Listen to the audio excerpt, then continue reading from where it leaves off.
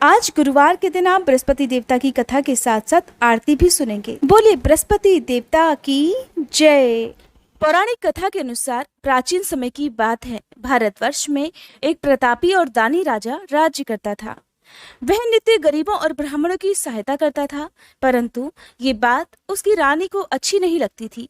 वह ना तो गरीबों को दान देती, ना ही भगवान का पूजन करती और राजा को भी दान देने से मना किया करती थी। एक दिन राजा शिकार खेलने वन को गए हुए थे, तो रानी महल में अकेली थी। उसी समय बृहस्पति देव साधु वेश में राजा के महल में भिक्षा के लिए गए और भिक्षा मांगी। तब रानी ने भिक्षा देने से इनकार कर दिया और कहने लगी, हे साधु महाराज, मैं तो इस दान पुण्य से तंग आ गई हूँ। मेरा पति सारा धन लुटाते रहते हैं। मेरी इच्छा है कि हमारा धन नष्ट हो जाए, फिर न रहेगा बांस और न बजेगी बांसुरी। साधु ने कहा, देवी, तुम तो बड़ी विचित्र हो। धन संतान तो सभी चाहते हैं, पुत्र और लक्ष्मी तो पापी के घर भी होनी चाहिए। यदि तुम्हारे पास अधिक धन है तो भूखों को भोजन दो, प्यासों के लिए प्याऊ बनवाओ, मुसाफिरों के लिए धर्मशालाएं खुलवाओ। जो निर्धन अपनी कुमारी कन्याओं का विवाह नहीं कर सकते, उनका विवाह करा दो। ऐसे और कई काम हैं जिनके करने से तुम्हारा यश लोक परलोक में फैलेगा। परंतु रानी पर उपदेश का कोई प्रभाव नहीं पड़ा। वो बोली, महाराज, आप मुझे कुछ मत समझाइए। मैं ऐसा धन नहीं चाहती जो हर जगह बांटती फिरूं। साधु ने उत्तर दिया, यदि तुम्हारी ऐसी इच्छा है तो फिर तथास्तु। तुम ऐसा करना कि बृहस्पतिवार को घर लीपकर पीली मिट्टी से अपना सिर धोकर स्नान करना, भट्टी चढ़ाकर कपड़े धोना। ऐसा करने से आपका सारा धन नष्ट हो जाएगा। ऐसा कहकर साधु महाराज वहां से आलोप हो गए। साधु के अनुसार कई बातों को पूरा करते हुए रानी को केवल 3 बृहस्पतिवार ही बीते थे कि उनकी सारी धन संपत्ति नष्ट हो गई और भोजन के लिए राजा का परिवार तरसने लगा। तब एक दिन राजा ने रानी से कहा, हे रानी, तुम यहीं पर रहो, मैं दूसरे देश को जाता हूँ, क्योंकि यहाँ पर सभी लोग मुझे जानते हैं, इसलिए मैं कोई छोटा काम नहीं कर सकता। ऐसा कहकर राजा परदेश चला गया। अब वहां वो जंगल से लकड़ियां काट कर लाता और शहर में बेचता। इस तरह वह अपना जीवन व्यतीत करने लगा। इधर राजा के परदेश जाते ही रानी और दासी दुखी रहने लगी। एक बार जब रानी और दासी को 7 दिन तक बिना भोजन के रहना पड़ा, तो रानी ने अपनी दासी से कहा, दासी, पास ही के नगर में मेरी बहन रहती है, वह बड़ी धनवान है। तू उसके पास जा और कुछ ले आ, ताकि थोड़ी बहुत गुजर बसर हो जाए। दासी रानी की बहन के पास गई। उस दिन गुरुवार था और रानी की बहन उस समय बृहस्पतिवार व्रत की कथा सुन रही थी।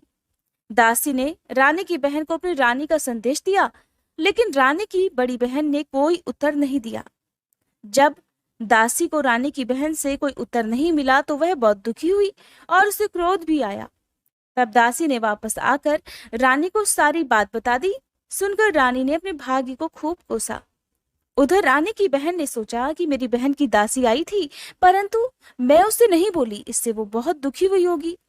कथा सुनकर और पूजन समाप्त करके वह अपनी बहन के घर आई और कहने लगी, हे बहन, मैं बृहस्पतिवार का व्रत कर रही थी, तुम्हारी दासी मेरे घर आई थी, परंतु जब तक कथा होती है तब तक ना तो उठते हैं ना ही बोलते हैं, इसलिए मैं नहीं बोली। कहो दासी क्यों गई थी? तब रानी बोली, बहन, तुमसे क्या छुपाऊं, हमारे घर में खाने तक को अनाज नहीं था। ऐसा कहते कहते रानी की आंखें भर आईं। उसने दासी समेत पिछले 7 दिनों से भूखे रहने की बात अपनी बहन को विस्तार पूर्वक सुना दी। रानी की बहन बोली, देखो बहन, भगवान बृहस्पति देव सबकी मनोकामनाओं को पूर्ण करते हैं। देखो, शायद तुम्हारे घर में अनाज रखा हो। पहले तो रानी को विश्वास नहीं हुआ, पर बहन के आग्रह करने पर उसने अपनी दासी को अंदर भेजा तो उसे सचमुच अनाज से भरा एक घड़ा मिल गया। ये देखकर दासी को बड़ी हैरानी हुई। दासी रानी से कहने लगी, हे रानी, जब हमको भोजन नहीं मिलता तो हम व्रत ही तो करते हैं, इसलिए क्यों ना इनसे व्रत और कथा की विधि पूछ ली जाए, ताकि हम भी व्रत रख सकें। तब रानी ने अपनी बहन से गुरुवार व्रत की पूजा विधि के बारे में पूछा। उसकी बहन ने बताया, बृहस्पतिवार के व्रत में चने की दाल और मुनक्का से विष्णु भगवान का केले की जड़ में पूजन करें तथा दीपक जलाएं, व्रत की कथा सुने और पीला ही भोजन करें। इससे बृहस्पति देव प्रसन्न होते हैं। व्रत और पूजन विधि बताकर रानी की बहन अपने घर को लौट गई। 7 दिन के बाद जब गुरुवार आया तो रानी और दासी ने व्रत रखा। घुड़साल में जाकर चना और गुड़ लेकर आईं। फिर उसने केले की जड़ का पूजन किया तथा विष्णु भगवान की कथा की और आरती की। अब पीला भोजन कहाँ से आए, इस बात को लेकर दोनों बड़ी दुखी थी, क्योंकि उन्होंने व्रत रखा था। इसलिए बृहस्पति देव उनसे प्रसन्न थे और वे एक साधारण व्यक्ति का रूप धरकर 2 थालों में सुंदर पीला भोजन दासी को दे गए। भोजन पाकर दासी बहुत प्रसन्न हुई और फिर रानी के साथ मिलकर भोजन ग्रहण किया। उसके बाद से वे सभी गुरुवार को व्रत और पूजन करने लगी। बृहस्पति भगवान की कृपा से उनके पास फिर से धन संपत्ति आ गई, परंतु रानी फिर से पहले की तरह आलस्य करने लगी। ये देखकर दासी बोली, देखो रानी, तुम पहले भी इसी प्रकार आलस्य करती थी। तुम्हें धन रखने में कष्ट होता था, इस कारण सभी धन नष्ट हो गया। अब जब भगवान बृहस्पति की कृपा से हमें धन मिला है तो तुम्हें फिर से आलस्य होता है। रानी को समझाते हुए दासी कहने लगी कि रानी, बड़ी मुसीबतों के बाद हमने ये धन पाया है, इसलिए हमें दान पुण्य करना चाहिए, भूखे मनुष्यों को भोजन कराना चाहिए और धन को शुभ कार्यों में खर्च करना चाहिए, जिससे तुम्हारे कुल का यश बढ़ेगा, स्वर्ग की प्राप्ति होगी और तुम्हारे पितर भी प्रसन्न होंगे। दासी की बात सुनकर और मानकर रानी अपना धन शुभ कार्यों में खर्च करने लगी, जिससे पूरे नगर में उसका यश फैलने लगा। एक दिन रानी और दासी आपस में विचार करने लगी कि न जाने राजा किस दशा में होंगे, उनकी कोई खोज खबर भी नहीं है। उन्होंने श्रद्धा पूर्वक बृहस्पति भगवान से प्रार्थना की कि राजा जहां कहीं भी हो शीघ्र वापस आ जाएं। उधर राजा परदेश में बहुत दुखी रहने लगा। वह प्रतिदिन जंगल से लकड़ियां बीनकर लाता और उसे शहर में बेचकर अपने दुखी जीवन को बड़ी कठिनता से व्यतीत कर रहा था। एक दिन दुखी होकर अपनी पुरानी बातों को याद करके वह राजा रोने लगा और उदास हो गया। उसी समय राजा के पास बृहस्पति देव साधु के वेश में आकर बोले, हे लकड़हारे, तुम इस सुनसान जंगल में किस चिंता में बैठे हो, मुझे बतलाओ। ये सुनकर राजा की आंखों में आंसू भर आए। साधु की वंदना कर राजा ने अपनी संपूर्ण कहानी सुना दी। महात्मा दयालु होते हैं।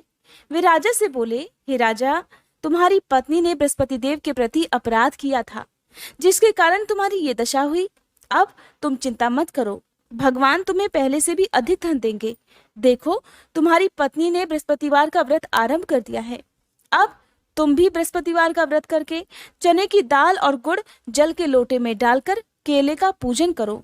फिर कथा कहो या सुनो, भगवान तुम्हारी सभी मनोकामनाओं को पूर्ण करेंगे। साधु की बात सुनकर राजा बोला, हे प्रभु, लकड़ी बेचकर तो इतना पैसा मुझे नहीं मिलता जिससे भोजन करने के बाद मैं कुछ बचा सकूं, और मैंने रात को अपनी रानी को व्याकुल देखा है। मेरे पास कोई साधन नहीं जिससे उसका समाचार जान सकूं। फिर मैं कौन सी कहानी कहूं, ये भी मुझे नहीं मालूम। साधु ने कहा, हे राजा, मन में बृहस्पति भगवान के पूजन व्रत का निश्चय करो, वे स्वयं ही तुम्हारे लिए कोई ना कोई राह बना देंगे। बृहस्पतिवार के दिन तुम रोजाना की तरह लकड़ियां लेकर शहर में जाना। तुम्हें रोज से 2 गुना धन प्राप्त होगा, जिससे तुम भलीभांति भोजन कर लोगे और बृहस्पति देव की पूजा का सामान भी आ जाएगा। और तुमने बृहस्पतिवार की जो कहानी के बारे में पूछा है वो इस प्रकार है। साधु महाराज बताने लगे, प्राचीन काल में एक बहुत ही निर्धन ब्राह्मण था। उसकी कोई संतान नहीं थी। वह नित्य पूजा पाठ करता, लेकिन उसकी स्त्री न स्नान करती और न ही किसी देवता का पूजन करती, जिस कारण ब्राह्मण देवता बड़े दुखी रहा करते थे। भगवान की कृपा से ब्राह्मण के यहाँ एक कन्या उत्पन्न हुई। वह कन्या धीरे धीरे बड़ी होने लगी। प्रातः स्नान करके वह भगवान विष्णु का जप करती, बृहस्पतिवार का व्रत भी रखने लगी। पूजा पाठ समाप्त कर पाठशाला जाती तो अपनी मुट्ठी में जौ भरकर ले जाती और पाठशाला के मार्ग में डालती जाती। लौटते समय वही जौ स्वर्ण के हो जाते तो उन्हें बीन कर घर ले आती। एक दिन वह बालिका सूप में सोने के जौ को फटक कर साफ कर रही थी। तभी उसकी माँ ने देख लिया और कहने लगी, बेटी, सोने के जौ को फटकने के लिए सोने का सूप भी तो होना चाहिए।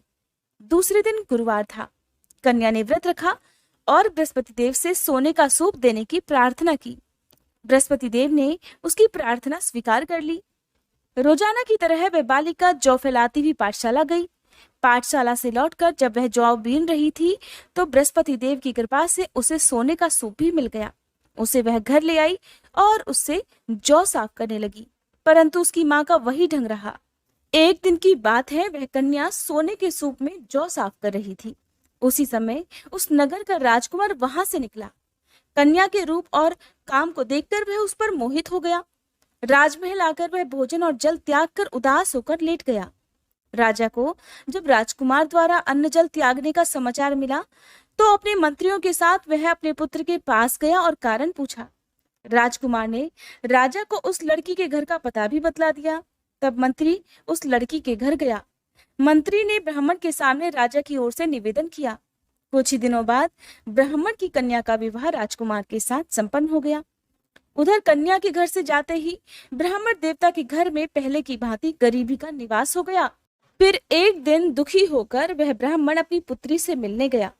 बेटी ने पिता की अवस्था को देखा और अपनी माँ का हाल पूछा तो ब्राह्मण ने सभी हाल कह सुनाया। तब कन्या ने बहुत सारा धन देकर अपने पिता को विदा कर दिया। लेकिन कुछ दिनों के बाद फिर वही हाल हुआ। ब्राह्मण फिर अपनी कन्या के यहाँ गया और सभी हाल कहा तो पुत्री बोली, हे पिताजी, अब की बार आप माता जी को यहाँ लिवा लाओ। मैं उन्हें वह विधि बता दूंगी जिससे गरीबी दूर हो जाए। ब्राह्मण देवता अपनी पत्नी को साथ लेकर अपनी पुत्री के पास राजमहल पहुंचे तो पुत्री अपनी माँ को समझाने लगी, हे माँ, तुम प्रातःकाल स्नानादि करके विष्णु भगवान का पूजन करो तो सब दरिद्रता दूर हो जाएगी। परंतु उसकी माँ ने उसकी एक भी बात नहीं मानी। वह प्रातःकाल उठकर अपनी पुत्री की बची जूठन को खा लिया करती थी। एक दिन उसकी पुत्री को बहुत गुस्सा आया और उसने अपनी माँ को एक कोठरी में बंद कर दिया। प्रातःकाल उसे स्नानादि कराकर पूजा पाठ करवाया तो उसकी माँ की बुद्धि ठीक हो गई। इसके बाद वह नियम से पूजा पाठ करने लगी और हर बृहस्पतिवार को व्रत भी करने लगी। इस व्रत के प्रभाव से मृत्यु के बाद वह स्वर्ग को गई। वह ब्राह्मण भी सुख पूर्वक इस लोक का सुख भोग कर स्वर्ग को प्राप्त हुआ। इस तरह कहानी कहकर साधु बने बृहस्पति देव वहां से आलोप हो गए। धीरे धीरे समय बीतने पर फिर वही बृहस्पतिवार का दिन आया। राजा जंगल से लकड़ी काटकर शहर में बेचने गया। उसे उस दिन और दिनों से अधिक धन मिला। राजा ने चना, गुड़ आदि लाकर बृहस्पतिवार का व्रत किया। उस दिन से उसके सभी क्लेश दूर हुए। परंतु जब अगले गुरुवार का दिन आया तो वह बृहस्पतिवार का व्रत करना भूल गया। इसी कारण बृहस्पति भगवान नाराज हो गए। उस दिन उस नगर के राजा ने विशाल यज्ञ का आयोजन किया था तथा अपने समस्त राज्य में घोषणा करवा दी कि सभी मेरे यहाँ भोजन करने आए, किसी के घर चूल्हा ना जले। इस आज्ञा को जो न मानेगा उसको फांसी की सजा दी जाएगी। राजा की आज्ञा अनुसार राज्य के सभी लोग राजा के भोज में आमंत्रित हुए, लेकिन लकड़हारा कुछ देर से पहुंचा, इसलिए राजा उसे अपने साथ महल में ले गए। जब राजा लकड़हारे को भोजन करा रहे थे तो रानी की दृष्टि उस खूंटी पर पड़ी जिस पर उसका हार लटका हुआ था। उसे हार खूंटी पर लटका हुआ दिखाई नहीं दिया। रानी ने सोचा कि मेरा हार इसी लकड़हारे ने चुरा लिया है और उसी समय सैनिकों को बुलवाकर उसे जेल में डलवा दिया। लकड़हारा जेल में विचार करने लगा कि न जाने कौन से पूर्व जन्म के कर्मों से मुझे ये दुख प्राप्त हुआ है, और जंगल में मिले साधु महाराज को याद करने लगा। तत्काल बृहस्पति देव साधु के रूप में प्रकट हो गए और कहने लगे, अरे मूर्ख, तूने बृहस्पति देवता की कथा नहीं की, उसी कारण तुझे ये दुख प्राप्त हुआ है। अब चिंता मत कर, बृहस्पतिवार के दिन जेल खाने के दरवाजे पर तुझे 4 पैसे पड़े मिलेंगे। उनसे तू बृहस्पतिवार की पूजा करना तो तेरे सभी कष्ट दूर हो जाएंगे। अगले बृहस्पतिवार को उसे जेल के द्वार पर 4 पैसे पड़े मिले। तब राजा ने पूजा का सामान मंगवाकर कथा कही और प्रसाद बांटा। उसी रात में बृहस्पति देव ने उस नगर के राजा को स्वप्न में कहा, हे राजा, तूने जिसे जेल में बंद कर दिया है उसे कल छोड़ देना, वह निर्दोष है, वह राजा है। राजा प्रातःकाल उठा और खूंटी पर हार टंगा देखकर लकड़हारे को बुलाकर क्षमा मांगी तथा राजा को योग्य सुंदर वस्त्र आभूषण देकर उसे विदा कर दिया। बृहस्पति देव की आज्ञा अनुसार राजा अपने नगर को चल दिया। राजा जब नगर के निकट पहुंचा तो उसे बड़ा ही आश्चर्य हुआ। नगर में पहले से अधिक बाग, तालाब और कुएं तथा बहुत सी धर्मशालाएं, मंदिर आदि बने हुए थे। राजा ने पूछा, ये किसका बाग और धर्मशाला है? तब नगर के सभी लोग कहने लगे, ये सब तो रानी और दासी ने बनवाए हैं। राजा को ये सुनकर आश्चर्य हुआ और गुस्सा भी आया कि उसकी अनुपस्थिति में रानी के पास इतना धन कहाँ से आया होगा। उधर जब रानी ने ये खबर सुनी कि राजा आ रहे हैं तो उसने अपनी दासी से कहा, हे दासी देख, राजा हमको कितनी बुरी हालत में छोड़ गए थे। वो हमारी ऐसी हालत देखकर लौट ना जाए, इसलिए तू दरवाजे पर खड़ी हो जा। रानी की आज्ञा अनुसार दासी दरवाजे पर खड़ी हो गई और जब राजा आए तो उन्हें अपने साथ महल में लिवा लाई। तब राजा ने क्रोध करके अपनी तलवार निकाली और पूछने लगा, बताओ ये धन तुम्हें कैसे प्राप्त हुआ है। तब रानी ने सारी कथा कह सुनाई। सुनकर राजा ने निश्चय किया कि मैं रोजाना दिन में 3 बार कहानी कहा करूंगा और रोज व्रत किया करूंगा। अब हर समय राजा के दुपट्टे में चने की दाल बंधी रहती तथा दिन में 3 बार कथा कहता। एक रोज राजा ने विचार किया कि चलो अपनी बहन के यहाँ हो आऊं। इसी तरह निश्चय कर राजा घोड़े पर सवार होकर अपनी बहन के यहाँ चल दिया। मार्ग में उसने देखा कि कुछ आदमी एक मुर्दे को लिए जा रहे हैं। उन्हें रोककर राजा कहने लगा, अरे भाइयों, मेरी बृहस्पतिवार की कथा सुन लो। वे बोले, लो, हमारा तो आदमी मर गया है, इसको अपनी कथा की पड़ी है। परंतु कुछ आदमी बोले, अच्छा कहो, हम तुम्हारी कथा भी सुनेंगे। तब राजा ने दाल निकाली और कथा कहनी शुरू कर दी। जब कथा आधी हुई थी तो वह मुर्दा हिलने लगा और जब कथा समाप्त हुई तो वह मनुष्य राम राम करके उठ खड़ा हुआ। राजा आगे बढ़ा। उसे चलते चलते शाम हो गई। रास्ते में एक किसान खेत में हल चलाता मिला। राजा ने उससे भी कथा सुनने का आग्रह किया, लेकिन वह नहीं माना। कहने लगा, जा अपनी कथा किसी और को सुनाना। जब तक तेरी कथा सुनूंगा तब तक 4 हरैया जोत लूंगा। सुनकर राजा आगे बढ़ा। राजा के हटते ही उसके बैल पछाड़ खाकर गिर गए तथा किसान के पेट में बहुत जोर से दर्द होने लगा। उसी समय किसान की माँ रोटी लेकर आई।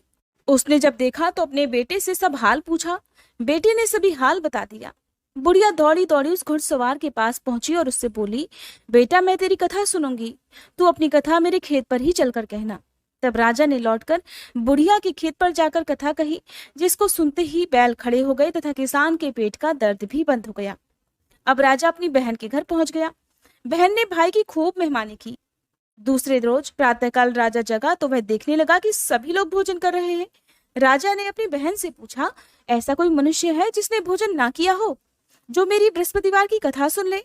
बहन बोली, हे भैया, ये देश ऐसा ही है। यहाँ लोग पहले भोजन करते हैं, बाद में कोई अन्य काम करते हैं। शायद कोई पड़ोस में हो तो देखकर आती हूँ। ऐसा कहकर वह एक कुम्हार के घर गई। पता चला उसका लड़का बीमार था। उसके यहाँ 3 रोज से किसी ने भोजन नहीं किया है। रानी ने अपने भाई की कथा सुनने के लिए कुम्हार से कहा तो वह तैयार हो गया। राजा ने जाकर बृहस्पतिवार की कथा कही, जिसको सुनकर उसका लड़का ठीक हो गया। अब तो राजा की प्रशंसा होने लगी। एक दिन राजा ने अपनी बहन से कहा, बहन, अब मैं अपने घर जाऊंगा, तुम भी तैयार हो जाओ। राजा की बहन ने अपनी सास से अपने भाई के यहाँ जाने की आज्ञा मांगी। सास बोली, हाँ चले जा, मगर अपने लड़कों को मत लेकर जाना, क्योंकि तेरे भाई की कोई संतान नहीं होती है। बहन ने अपने भाई से कहा, भैया, मैं तो चलूंगी, मगर कोई बालक नहीं जाएगा। तब राजा ने कहा, जब बालक ही नहीं जाएंगे तो तुम भी जाकर क्या करोगी। और इस तरह दुखी मन से राजा अपने नगर को लौट आया। राजा ने अपनी रानी से सारी कथा बताई और बिना भोजन किए वह शैया पर लेट गया। रानी बोली, हे प्रभु, बृहस्पति देव ने हमें सब कुछ दिया है, वे हमें संतान अवश्य देंगे। उसी रात बृहस्पति देव ने राजा को स्वप्न में कहा, हे राजा, उठ, सभी सोच त्याग दे, तेरी रानी गर्भवती है। राजा को ये जानकर बहुत खुशी हुई और ठीक 9वें महीने रानी के गर्भ से एक सुंदर पुत्र पैदा हुआ। तब राजा बोला, हे रानी, स्त्री बिना भोजन के रह सकती है, परंतु बिना कहे नहीं रह सकती। जब मेरी बहन आए तो तुम उससे कुछ मत कहना। रानी ने हाँ कर दी। जब राजा की बहन ने ये शुभ समाचार सुना तो वह बहुत खुश हुई तथा बधाई लेकर अपने भाई के यहाँ आई। तभी रानी ने कहा, घोड़ा चढ़कर नहीं आई, गधा चढ़ी आई।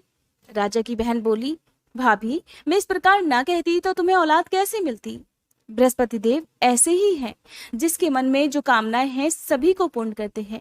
जो सद्भावना पूर्वक बृहस्पतिवार का व्रत रखता है और कथा पढ़ता है अथवा सुनता है और दूसरों को सुनाता है, बृहस्पति देव उसकी सभी मनोकामनाएं पूर्ण करते हैं। बृहस्पति देव उनकी सदैव रक्षा करते हैं। जो संसार में सद्भावना और सच्चे हृदय से बृहस्पति देव का पूजन करते हैं, उनकी सभी मनोकामनाएं उसी प्रकार पूर्ण हो जाती हैं। जैसे रानी और राजा ने बृहस्पति देव की कथा का गुणगान किया, उनकी सभी इच्छाएं बृहस्पति देव ने पूर्ण की थी। इस कथा को सुनने के बाद भक्तों को प्रेम से बृहस्पति देव का जयकारा बोलना चाहिए। प्रेम से बोलिए, बृहस्पति देवता की जय। अब सुनिए बृहस्पति देवता की आरती। ओम जय बृहस्पति देवा, स्वामी जय बृहस्पति देवा। छिन छिन भोग लगाऊं, कदली फल मेवा। ओम जय बृहस्पति देवा। तुम पूर्ण परमात्मा, तुम अंतर्यामी, स्वामी तुम अंतर्यामी। जगत पिता जगदीश्वर, तुम सबके स्वामी। ओम जय बृहस्पति देवा। चरणामृत निज निर्मल, सब पातक हरता, स्वामी सब पातक हरता। सकल मनोरथ दायक, कृपा करो भरता। ओम जय बृहस्पति देवा। तन मन धन अर्पण कर, जो जन शरण पड़े, स्वामी जो जन शरण पड़े। प्रभु प्रकट तब होकर, आकर द्वार खड़े। ओम जय बृहस्पति देवा। दीन दयाल दयानिधि, भक्तन हितकारी, स्वामी भक्तन हितकारी। पाप दोष सब हरता, भव बंधन हारी। ओम जय बृहस्पति देवा। सकल मनोरथ दायक, सब संशय तारी, स्वामी सब संशय तारी। विषय विकार मिटाओ, संतन सुखकारी। ओम जय बृहस्पति देवा। जो कोई आरती तेरी प्रेम सहित गावे, स्वामी प्रेम सहित गावे। ज्येष्ठानंद आनंद कर, सो निश्चय पावे।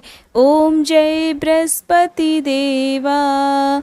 ओम जय बृहस्पति देवा। प्रेम से बोलिए विष्णु भगवान की जय, बृहस्पति देवता की जय।